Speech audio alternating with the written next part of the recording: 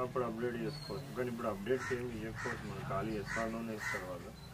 Update తర్వాత నాకు తెలిసి వాళ్ళు మీ సేవకు పోయి అప్రూవ్ అయినాక చేసుకోవాలనుకుంటారు. సో మీరు మన అండర్స్టాండింగ్ కోసం అది రాసుకోండి. వాళ్ళు స్వామి మీరా ఎంతమంది ఉంటారు ఇంట్లో? ఎక్కడ చదువుతున్నారు వాళ్ళు? ఏం పని చేస్తారు మీరు? వ్యవసాయం. ఎంత ఉంది భూమి? Last week honourable chief minister గారు కలెక్టర్స్ కాన్ఫరెన్స్ ఒకటి హైదరాబాద్లో పెట్టడం జరిగింది. సో అక్కడ ఇచ్చిన ఇన్స్ట్రక్షన్స్ ఏంటి అనేసి అంటే 26th జనవరి రోజు మనం ఒక 4 ఇంపార్టెంట్ ఫ్లాగ్షిప్ ప్రోగ్రామ్స్ ప్రభుత్వం చాలా ప్రతిష్టాత్మకంగా లాంచ్ చేయబోతూ ఉన్నారు. సో దాంట్లో రైతు భరోసా ఒకటి, ఇందిరమ్మ ఆత్మీయ భరోసా ఒకటి, ఇందిరమ్మ ఇల్లు ఒకటి, మళ్ళీ న్యూ రేషన్ కార్డ్స్ ఒకటి. ఈ 4 స్కీమ్స్ మనం 26th జనవరి రోజు లాంచ్ చేయబోతా ఉన్నాం. సో ఇందిరమ్మ ఇళ్ళ సర్వే ఆల్మోస్ట్ మన దగ్గర 98% వరకు కూడా కంప్లీట్ అయిపోయింది ఇందిరమ్మ. ఇప్పుడు సూపర్ చెకింగ్ ఒకటి నడుస్తూ ఉంది మున్సిపాలిటీలలో ప్లస్ పంచాయతీలలో కూడా. సో ఈ సూపర్ చెకింగ్ ఈ రోజు కానీ రేపటి కానీ అయిపోతుంది. సో ఇది అయిపోగానే దాన్ని బట్టి ఎవరైతే poorest of the poor eligible persons ఉంటారో సో వాళ్ళనే సెలెక్ట్ చేయడం జరుగుతుంది ఆ సర్వే ఆధారంగా. సో అది ఆల్మోస్ట్ మనకి కంప్లీషన్ స్టేజ్కి వచ్చింది ఇందిరమ్మ ఇళ్ళ సర్వే.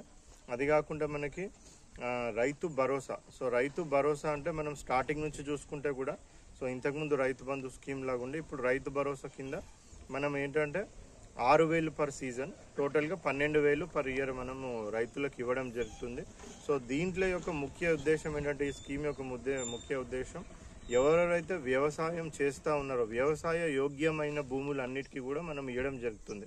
అంటే ఒకవేళ వాళ్ళు వ్యవసాయం చేసినా చేయకపోయినా కానీ ఆ భూమి కనుక వ్యవసాయ యోగ్యమైన భూమి అయితే సో వాటికి తప్పకుండా కూడా ఈ రైతు భరోసా అనేది 6,000, 12,000 పర్ ఇయర్ చొప్పున మేము ప్రభుత్వం ఇవ్వడం జరుగుతుంది. సో దానికి సంబంధించిన సర్వే కూడా revenue department plus agriculture department, so ఈ 2 డిపార్ట్మెంట్తోని టీమ్స్ ఫామ్ చేసినాం. సుమారుగా మన జిల్లాలో 80 టీమ్స్ ఫామ్ చేయడం జరిగింది.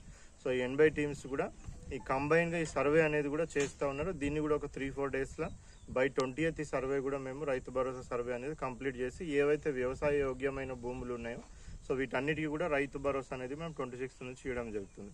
ఇది కాకుండా ఇందిరమ్మ ఆత్మీయ భరోసా అనే స్కీమ్ ఉంది. ఇది కొత్తగా వచ్చిన స్కీము.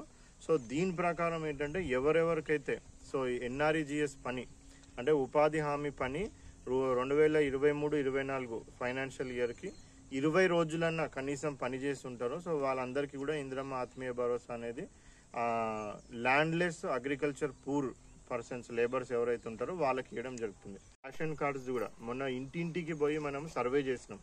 ఈ సోషల్ ఎకనామిక్ సర్వే ఏదైతే చేసినామో ఆ ఇంటింటికి పోయి చేసిన సర్వేలోనే మనము ఎవరికైతే రేషన్ కార్డులు ఉన్నాయి ఎవరికైతే రేషన్ కార్డ్స్ లేవు ఆ లేని వాళ్ళందరిది కూడా లేవు అనేసి కూడా మనం టిక్ చేసుకోవడం జరిగింది. అవంతా కూడా డేటా ఎంట్రీ చేసినాం.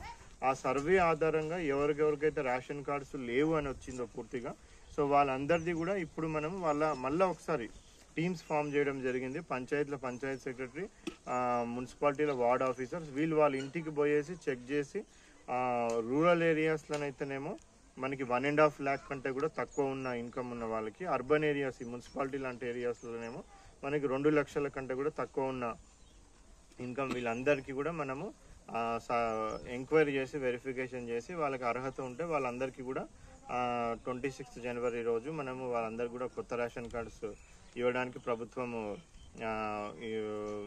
ప్రిపరేషన్ చేస్తూ ఉన్నారు. సో అదేవిధంగా మన జిల్లాలో చూసినట్టయితే సుమారుగా ఇప్పుడు అస్సలు రేషన్ కార్డ్స్ లేని వాళ్ళు సుమారుగా 11,000 మంది ఉన్నారు. సో ఆ 11,000 మంది కూడా సర్వే ఇప్పుడు మనం స్టార్ట్ చేసినాం. సో ఈ 4 important flagships programmes Rythu Bharosa, Indiramma ఆత్మీయ భరోసా, ఇందిరమ్మ ఇల్లు, న్యూ రేషన్ కార్డ్ ఇవన్నీ కూడా 26th జనవరి రోజు లాంచ్ చేయడానికి సో అన్ని ఏర్పాట్లు కూడా జిల్లాలో మనం చేయడం జరుగుతుంది. 28th కల్లా సర్వే కంప్లీట్ చేసుకోవడం, 21st నుంచి 23rd వరకు మేము మోస్ట్లీ గ్రామ సభలు పెట్టుకొని ఈ ఎలిజిబుల్ లిస్టులు అంతా కూడా విలేజ్లోనైతే గ్రామ సభలు, మున్సిపాలిటీలోనైతే వార్డు సభలు పెట్టి పబ్లిక్కి ట్రాన్స్పరెంట్గా ఎవరెవరు ఎలిజిబుల్, ఎందుకు ఎలిజిబుల్ అవన్నీ కూడా పబ్లిక్తో డిస్కస్ చేసి గ్రామ సభ అప్రూవల్తోనే వీళ్ళందరికీ కూడా ఇవ్వడం జరుగుతుంది. ఇంకోటి మున్సిపాలిటీలో ఇప్పుడు వీళ్ళకు ఎన్ఆర్ఐజీఎస్ లేదు కదా, వాళ్ళ పరిస్థితి ఏంటి? కొంతమంది ప్రజాపాలనలో దరఖాస్తు చేసుకొని వాళ్ళు కొంతమంది ఉన్నారు. సో ఇప్పుడు మనకి మోస్ట్లీ ఏంటి అనేసి అంటే ఇందిరమ్మ ఆత్మీయ భరోసా అన్నది ల్యాండ్లెస్ అగ్రికల్చర్ లేబర్స్కి, అది ల్యాండ్లెస్ అగ్రికల్చర్ లేబర్స్ ఉపాధి హామీ పథకం, ఎవరైతే ఉపాధి హామీ పథకానికి వెళ్తా ఉన్నారో వాళ్ళకే వర్తిస్తుంది అది. సో అట్లా ఏమైనా గ్రీవియన్స్ ఉంటే మేము వాళ్ళ దగ్గర నుంచి తీసుకొని ప్రభుత్వ దృష్టికి తీసుకుపోతాం. బట్ ప్రస్తుతానికి ఈ సీజన్కి మనకున్న ఇన్స్ట్రక్షన్స్ ఏంటంటే landless agriculture poor persons who are going to NREGS work.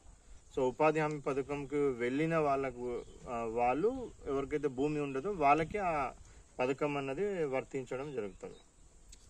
ప్రజాపాలన దరఖాస్తు మిస్ అయిన వాళ్ళు ఉన్నారు, వాళ్ళ పరిస్థితి ఏంటి? సో ప్రజాపాలన అన్నది మనం చాలా డీటెయిల్గా అప్పుడు మనం చేయడం జరిగింది. ఒకవేళ అట్లా ఏమైనా మిస్ అయిన వాళ్ళు ఉన్నారు, వాళ్ళు ఎలిజిబుల్ పర్సన్స్ ఏమైనా ఉన్నారు అనేసి అంటే గ్రీవెన్స్ తీసుకోమని చెప్పినాం. సంబంధిత అధికారులు ఆ గ్రీవెన్స్ అనేసి తీసుకుంటారు. తీసుకున్నాక మళ్ళీ అది మేము ప్రభుత్వానికి నివేదిక ఇస్తాం.